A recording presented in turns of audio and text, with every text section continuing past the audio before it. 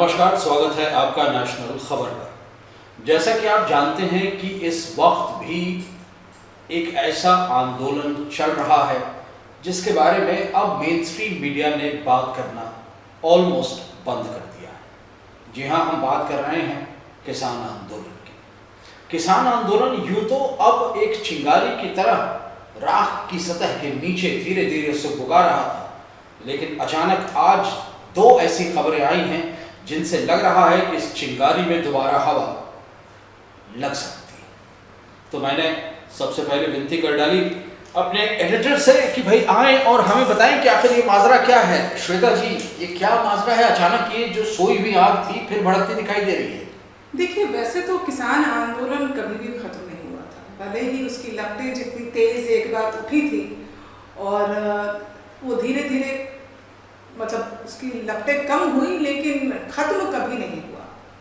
क्योंकि जब दूसरा संकट जब सामने आ गया, कोरोना महामारी और तमाम और चीज़ें, पश्चिम बंगाल इलेक्शंस ये चल रहे हैं, तो मीडिया ने अपना फोकस शिफ्ट कर दिया। और एक ये भी हमारी मेंटालिटी है कि जब एक चीज़ बहुत लंबी खिंच जाती है तो धीरे धीरे उसका जो चार्म होता है वो लोगों के लिए ख़त्म सा हो जाता है। तो बेसिकली कहिए कि जनता के लिए तो उसका चार्म एक तरह से ख़त्म हो गया, क्योंकि वो लंबा हो गया, बहुत लंबा। और मीडिया के लिए ये हुआ कि कई और मामले जो ज़्यादा इम्पोर्टेंट दिख रहे होंगे मीडिया को, किसान उतने इम्पोर्टेंट होंगे नहीं, वो सामने आ गए। सो एक तरह से इसी में वो डाइल्यूट हो गया। तो ये जो आज की दो खबरें जिन पर हम बात करने जा रहे हैं, पहली चीज़ तो एक भाजपा के विधायक कहें, उन्होंने जो है इस्तीफा दे डाला, और उसके बाद दूसरी बात यह है कि अब जो है, जैसे मैंने बताया, चिंगारी में और लट्टियाँ पड़ने जा रही हैं। इन दोनों खबरों को लेकर के आप क्या कहते हैं? देखिए, एक तो पवन बेनीवाल, पहले तो दर्शकों को बताना चाहूँगी कि भाजपा से जुड़े थे, INLD छोड़ के 2014 में 2014 के चुनाव में लड़े, फिर 2019 में लड़े, जीते भी अभय चौटाला के खिलाफ अच्छे मार्जिन से, अच्छे वोटों से। भाजपा, उन्होंने पीछे एक इंटरव्यू भी दिया है पार्टी छोड़ने के दौरान कि क्यों उन्होंने सैफरन पार्टी को अलविदा कहा है। हालांकि ये पार्टी छोड़ना और ज्वाइन करना ये एक आम सी बात है राजनीति में, खासतौर पर हरियाणा की राजनीति बहुत आम सी बात है। लेकिन इस मौके को लेकर और इस मुद्दे को लेकर खास तौर से कि किसानों के मुद्दे पर छोड़ देना, आप देखिए पीछे श्रोमणी अकाली दल ने भी अपना साथ खींच लिया था, एक लंबा साथ था। लेकिन पवन बेनीवाल का ये स्टेप हो सकता है कि केंद्र सरकार को बहुत असर ना डालता हो, क्योंकि जब पुराने साथियों का साथ छूट गया तो सब अंतर ना पड़े, तब अंतर नहीं पड़ा, तो एक पवन बेनीवाल के छोड़ने से क्या अंतर पड़ेगा। लेकिन एक मैसेज उन्होंने दिया है डेफिनेटली। अब एक जो सवाल यही उठता है यहाँ पर, मुझे जो एक चीज़ लगी बहुत खास इस मैसेजिंग, कि अभी तक हम ये देखते आए हैं कि भाजपा की तरफ लोग जुड़ते आ रहे थे, भले ही बड़ी पार्टियां छूट रही हों, वो अपनी जगह पर है, लेकिन छोटे नेता जो होते हैं, जो ग्रास रूट वर्कर्स जो होते हैं, वो धीरे धीरे भाजपा के कैडर में घुसते चले आ रहे थे। ये खुद भी जो है 2014-15 में आए थे भाजपा के साथ मिल करके। लेकिन अब एक जो पलायन का जो एक दौर है वो अगर शुरू भी, देखिए एक चीज़ क्या होती है, आप राजनेताओं के पलायन की बात कर रहे हैं, मैं राजनेताओं के पलायन की बात कर रहा हूँ। तो ये बड़ा मुझे अजीब सा चीज़ अभी अनुभूति हुई इस बात की कि बीजेपी अभी तक जो है डिसिडेंट्स नहीं देख रही थी। अब धीरे धीरे, क्योंकि डिसिडेंट्स जो है उसका मतलब कहीं ना कहीं होता है कि लोग भांप रहे हैं कि कमजोरी आ रही है पार्टी। ये तो देखिए पार्टी को समझ जाना चाहिए था। अब मुझे नहीं लगता पार्टी अब तक समझी, फ्रैंकली स्पीकिंग, बट जनता समझ रही है।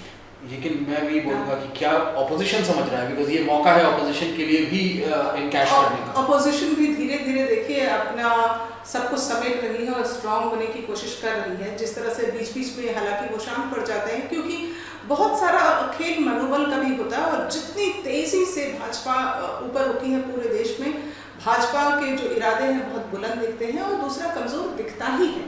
See it's very natural, but कहीं ना कहीं आपको अपने आप को समेटना होगा। आपने अभी 2 दिन पहले कार्यक्रम में कहा था कि भाजपा जब हमला करती है तो बहुत ही तीखा और बहुत ही आक्रामक तरीके से जो है वो पीछे पड़ती है किसी के, जब पड़ती है। तो जैसे मनमोहन सिंह ने चिट्ठी लिखी, मोदी नहीं जवाब दे सकते थे तो उन्होंने किसी और की कलम से हर्षवर्धन जी ने जवाब दिया, लेकिन तीखे जवाब। अब जय श्री राम का नारा ममता बनर्जी नाराज हो गई मंच पे, तो उसको छोड़ा नहीं है उस मुद्दे को, हर मंच पे भाजपा उसको उठाती ही है। सो एक मुद्दे के पीछे वो पड़ जाते हैं तो पड़ जाते हैं, और तमाम बड़े चेहरे हैं जो इसका फायदा उठाते हैं। एनीवेज, जो एक पलायन की आपने बात की, पलायन भाजपा में हो रहा है, लेकिन जितनी तेजी से लोग जुड़ रहे हैं उतनी तेजी से पलायन नहीं है।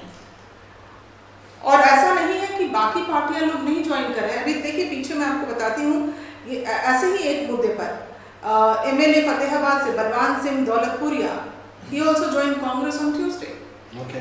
हाँ, सो ऐसा नहीं है कि लोग जो है बाकी पार्टियां नहीं ज्वाइन कर रहे हैं, भाजपा से भी असंतुष्ट हैं, लेकिन जो बड़े चेहरे वो बने हुए हैं, तो छोटे मोटे एमएलए एमएलसी छोड़ देने से। लेकिन ये कहीं ऐसा तो नहीं है कि लोकल लेवल पे प्रेशर बहुत ज्यादा हो पंजाब हरियाणा में समय नेताओं पर? ये है, तभी हनुमान बेनीवाल भी बार बार कह रहे थे छोड़ना है।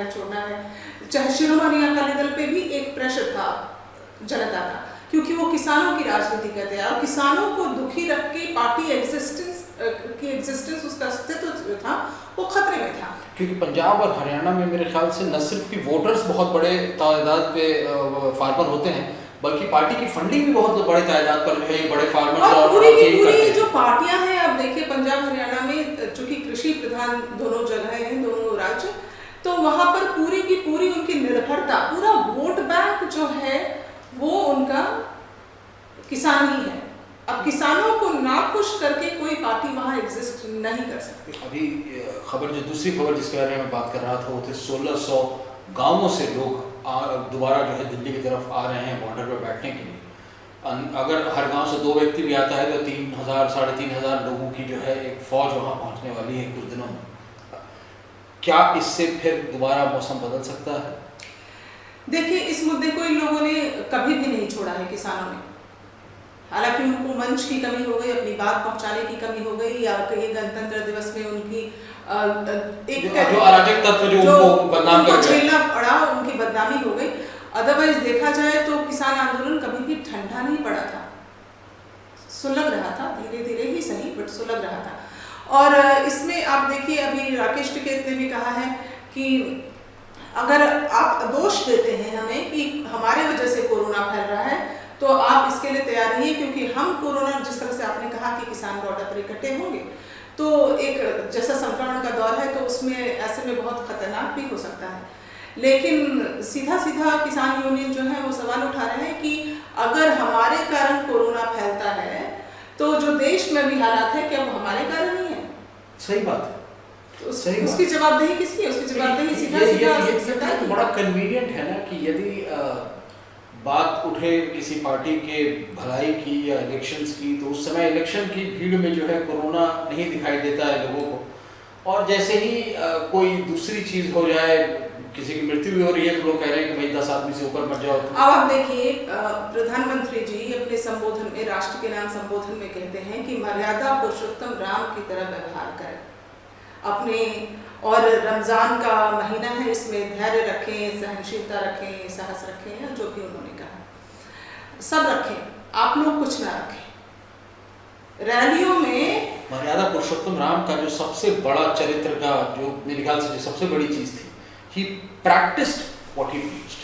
वो अगर जो है, which the current government is not doing, वो अपने पत्नी को घर से निकाला भी उन्होंने इसीलिए था क्योंकि जो राजा है वो प्रश्न के ऊपर होना चाहिए। Let's not get into that, but the thing is कि आप जब खुद कोई संकेत नहीं दे सकते हैं, आपको सबसे पहले तो जरूरी है केंद्र सरकार को कोई आईना दिखाए कि आप क्या कर रहे हैं। क्या इस तरह के छोटे-छोटे इस्तीफे जो हैं एक के बाद एक अगर आए, तो क्या वो छोटे-छोटे टुकड़े आएंगे बन सकते हैं? और जब पार्टी में अपने ही लोग असंतुष्ट हो जाए तो पार्टी कितनी लंबी चल सकती है। अब देखिए, इससे एक बात ये भी यहाँ मैं जोड़ना चाहूंगी, कल प्रधानमंत्री का संबोधन था, उसमें क्या खास था? क्या उनके संबोधन से लोगों को आश्वासन मिला है? नहीं मिलेगा। जो पलायन हो रहा है ना हो, मैं भी यही चाहूंगी कि जो प्रधानमंत्री जी ने कहा वैसा हो, पलायन ना हो, कोरोना थमे, सब कुछ हो, मैं बिल्कुल सहमति रखती हूँ, लेकिन एक कंक्रीट प्लान ऑफ एक्शन नहीं दिखाया। आपने कोई योजना का उसमें चित्रण नहीं किया, आपने कोई ऐसी बात नहीं बताई जिससे कि लोग संतुष्ट हो कि आप इंजेक्शंस कितने बढ़ा रहे हैं, किस तरह से पहुंचेगा, कौन सी योजना है, ऑक्सीजन का क्या होगा। मतलब 18 साल से उम्र के लोगों को आप वैक्सीन एक सबसे बड़ा प्रश्न जो आजकल वैक्सीन को लेकर चल रहा है वो है रॉ मटेरियल का, कि रॉ मटेरियल की उपलब्धता घटते जा रही है वैक्सीन बनाने की। तो उस पर भी मेरे ख्याल से एक आश्वासन अगर आ जाता कि हम प्रयत्न कर रहे हैं रॉ मटेरियल के लिए। अब वो देखिए, पिछली बार जब कोरोना संक्रमण शुरू हुआ, प्रधानमंत्री ने कहा ताली बजाओ, थाली बजाओ, सबने बजाया, मैंने भी बजाया था। दीपोत्सव करो, दिए जलाओ, मोमबत्ती जलाओ, बालकनी में पूरे जोर शोर से किया था। मतलब हर कोई उस समय भी जब संक्रमण शुरू हुआ था, लॉकडाउन की अवस्था थी, तब भी लोगों में एक आस थी, एक उम्मीद थी, एक कहीं ना कहीं उत्साह फिर भी था। उस समय का मैं आपको एक बड़ा अच्छा किस्सा बताऊं। मैं उस वक्त जो है गया हुआ था यूपी, उसी दौरान न्यूज़ कवरेज के लिए, और एक मुस्लिम इलाके में था, और वहाँ पर मुस्लिमों को भी मैंने दीप जलाते देखा, थाली बजाते देखा। ये कतई नहीं था कि ये धर्म के लिए या किसी पार्टी के वोटर हैं, उनको उस समय भारतीयता जो है, उस समय एक भावना जागृत थी। ये ऐसा दौर है, रामनवमी है तो रमज़ान भी है, लोगों को ये नहीं है कि मैं उसमें नहीं जाना चाहती, सब एक है। और ऐसे मुसीबत के समय में तो मैं देखती हूँ यकीनन ये कोरोना किसी धर्म को नहीं देखता, जाति को नहीं देखता, सब एक हो जाते हैं। और हमारे देश ने कई ऐसे एग्जाम्पल हमेशा दिए, इतिहास गवाह है। तो वो अलग चीज़ है कि हिंदू और मुस्लिम सब एक हो जाते हैं, लेकिन प्रधानमंत्री के भाषण में ऐसा कुछ भी कॉन्क्रीट नहीं था। तो प्रधानमंत्री मैं वही बताने की कोशिश कर रहा था कि पिछली बार उनके शब्दों में बहुत असर था, क्योंकि across the party line, across religion line, हर चीज को पार करते हुए उनके शब्दों में असर था। क्योंकि इस बार आपने वो उदाहरण सेट नहीं किए, आपने रैलियां की, आपने सब कुछ आप कर रहे हैं बड़ी बड़ी संख्या में, और आप कह रहे हैं लोग जागरूक हो जाओ, लोग जागरूक हो जाओ, एक दूसरे को आप प्रीच करो, एक दूसरे को समझाओ, एक दूसरे को जागरूक करो। आपने क्या किया? आपने सही उदाहरण नहीं सेट किए। आपकी बात में जो साख हुआ करती थी, जो वजूद था, जो सुनना चाहते थे लोग, वेट करते थे कि आज प्रधानमंत्री जी क्या खास कह देंगे। कल भी शायद कुछ लोग वेट कर रहे होंगे, लेकिन प्रधानमंत्री जी ने कुछ खास नहीं कहा। तो सबसे बड़ी बात यही है आज के जो प्रोग्राम में कि कहीं ना कहीं जो है एक बहुत मजबूत किला, इस वक्त उसमें एक छोटी सी सेंध दिखाई दे रही है। सेंध कितनी बड़ी होती है, कौन किस इस सेंध का फ़ायदा उठाता है, अपोजिशन उठाता है, विदेशी ताकतें उठाती हैं, या खुद इन्हीं के पार्टी के अंदर दूसरे लोग उठाते हैं। ये तमाम चीज़ें जो हैं आने वाले महीनों सालों में दिखाई देगी हमें इसका असर।